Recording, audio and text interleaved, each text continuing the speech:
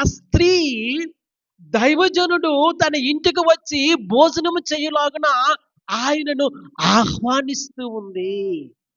ప్రియులారా, ఇది చాలా ఆశీర్వాదకరమైనటువంటి సంగతి. లోకులు ఒక సామెత చెప్తా ఉంటారు. నాయురాలమ్మ అంటే ఓయ్ అంటదంట. నలుగురికి అన్నం పెట్టమ్మంటే ఊ అంటదంట.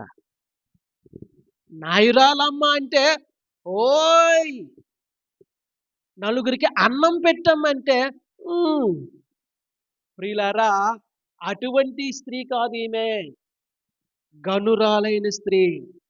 దైవజనుడు నా ఇంటికి వచ్చి బస చేస్తే, దైవజనుడు వచ్చి నా ఇంటిలో భోజనం చేస్తే నాకు ఆశీర్వాదము, నా కుటుంబానికి ఆశీర్వాదము అని చెప్పి తలంచినటువంటి గనురాలైనటువంటి స్త్రీ దేవుని సేవకునికి